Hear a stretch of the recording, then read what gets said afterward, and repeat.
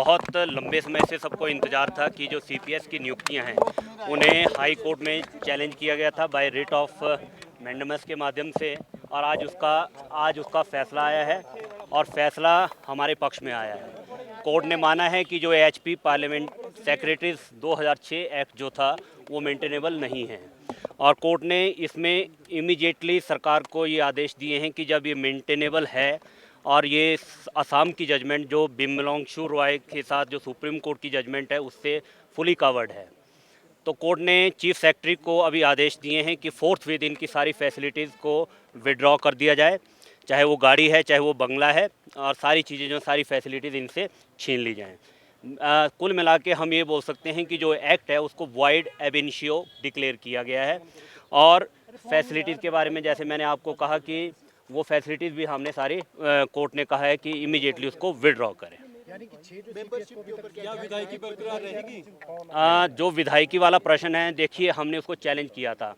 जो disqualification act है 1971 का, उसको हमने सेक्शन 3 को अपनी क्वेश्चनिंग उसकी मांगी थी, परंतु अभी जजमेंट जैसे अभी कोर्ट में सुनाई गई है, जजमेंट अभी अपलोड होनी है। जैसे ही जजमेंट अपलोड होती है उसको हम स्टडी करेंगे और उसमें देखेंगे कि डिटेल में जजमेंट में क्या जो कोर्ट ने हेल्ड किया है, फर्दर फिर हम आप लोगों से रूबरू होंगे। क्या आदेश सारी सुख सुविधाएं इनको इनसे हटाने को कहा है, छीनने का गाड़ी बंगला, ये क्या निर्देश इस संबंध में हाईकोर्ट ने दिए? देखिए, जैसे मैंने पहले कहा कि जो एक हमारे हिमाचल में Himachal Pradesh parliamentary secretary 2000 act, जिसको कोर्ट ने कहा है कि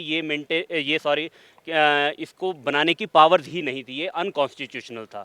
कोर्ट ने इसको वॉइड एमिनिशो डिक्लेयर किया है, तो जब ये एक्ट खारिज हो गया तो इसका मतलब आप इनकी नियुक्तियां नहीं कर सकते थे। इनकी नियुक्तियों को कोर्ट ने रद्द कर दिया है, और इसलिए इमीडिएटली जो भी 6 सीपीएस सरकार ने बनाए थे उनको पदों से हटाना पड़ेगा। क्या इनसे रिकवरी होगी? देखिए, ये विषय मैंने अभी कहा कि जैसे अभी जजमेंट अपलोड होगी हमें उसको स्टडी करना पड़ेगा कि जजमेंट में डिटेल में क्या ऑर्डर्स आए हैं। अगर उसमें किसी इस तरह की जैसे हमने क्वेश्चनिंग मांगी है, अगर कोर्ट ने उसके ऊपर कोई फाइंडिंग दी होगी, फर्दर फिर हम वो एक्शन उसको जजमेंट को पढ़ने के बाद फिर आगे का जो भी स्टेप होगा उसको लीगली हम आपस की जो हमारी टीम है आपस में डिस्कस करके फिर हम उसको फर्दर आगे बढ़ेंगे। थोड़ा सा डिटेल में बताएंगे आप एक्ट को क्वेश्चन करना या निरस्त करने को लेकर क्या क्या ग्राउंड है?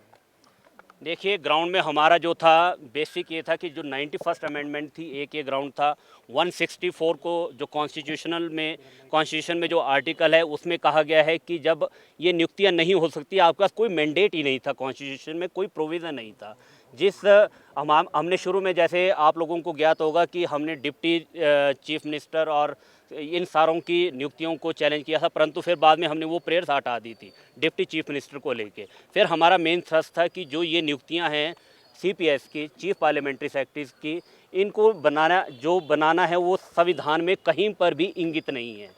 कोर्ट ने हमारी बातों को माना, और इसके लिए सुप्रीम कोर्ट का जो कानून है स्टेट ऑफ असम का बिमलोंगशु रॉय, उसमें बड़ा क्लियर लिखा है कि सरकार के पास कोई पावर्स नहीं है इस तरह के एक्ट को बनाने की, तो और क्योंकि लेजिस्लेटिव इनकम्पिटेंस है, और कोर्ट ने इस चीज़ को माना है। परंतु फिर मैं दोबारा से वही बात दोहराऊंगा कि अभी हमें जजमेंट को पूरी तरह से स्टडी करना होगा। जजमेंट मुझे लगता है कि आधे एक घंटे में या घंटे भर में शाम तक ये अपलोड हो जाएगी। का जो एक्ट था उस पर कोर्ट ने सीधे तौर पे कहा है, क्या